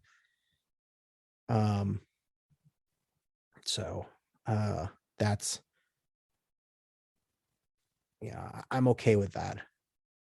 Well, we still got some games to go, so we'll see how it all plays out. But the reinforcements coming back is obviously huge because you saw the immediate impact of getting Alex Caruso back the other night. Oh, absolutely. You see, I mean, look at the record. The record is significantly better when he plays versus when he's out. He adds a defensive presence. He adds an intensity. You're a better team with Alex Caruso. Absolutely. No question. I mean, the defense has been struggling so badly. So to get a guy like him back is big. And then when you get Lonzo Ball back, that's another guy that could help you defensively. So you'll get even better on that front. Yeah, absolutely. And it's going to take some of the pressure. when Zach Levine's back, from his little ailment, and you get Lonzo Ball back and Patrick, that's all going to take some pressure off DeMar DeRozan, who's had to work his tail off for so long. Oh, absolutely. That's a guy that needs a break. You ain't kidding. Yeah. So the Bulls, we're inching ever so close to the finale of this season. There's not a ton of games left.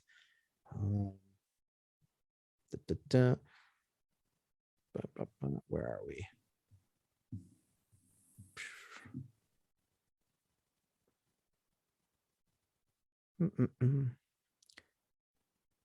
What is today? The 13th? Mm-hmm. So let's see. Tomorrow, the Kings. So let's see. Kings, Jazz. So they should beat the Kings. Jazz will be tough. Suns will be tough. Should be Toronto. So let's see. 1, 2, 3, 4, 6, 7, 8.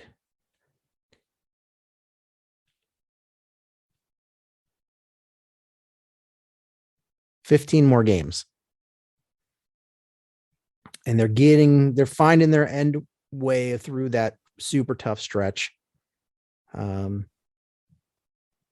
Minnesota winnable, Hornets winnable, Celtics winnable, Bucks tough one, Heat tough one, Clippers tough but winnable,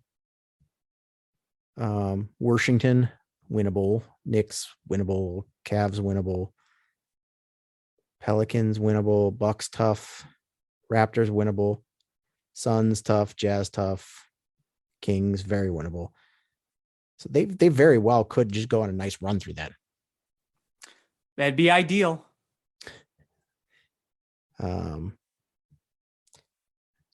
One last check here. Did anybody sign anything? No, I'm not seeing anything. Everyone's just taking the weekend easy.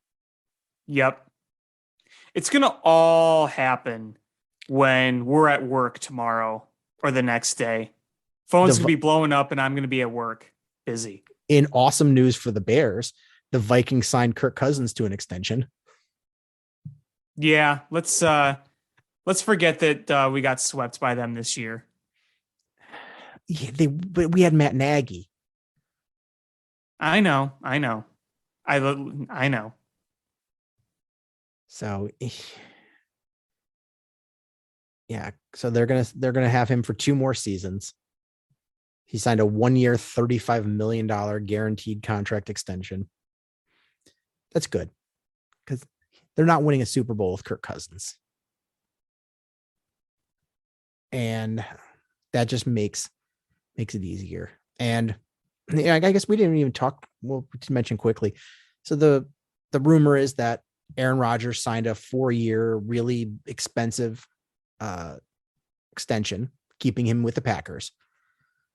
And they did franchise tag Davante Adams. But, I was trying to crunch the numbers. Even if the rumor is true, which I think Schefter reported it. So that means it's probably pretty close to true. It's 4-year, $200 million contract, $153 million guarantee. And so even if they add 3 void years at the end of it, and back-ended the salary, you're still probably looking at with his new lower cap number, it essentially just absorbs the Davante Adams franchise tag. That means you're going to have to make cuts to still get to the salary cap. So if you're the Packers, you're probably going to have to, let's see what the big money caps are over.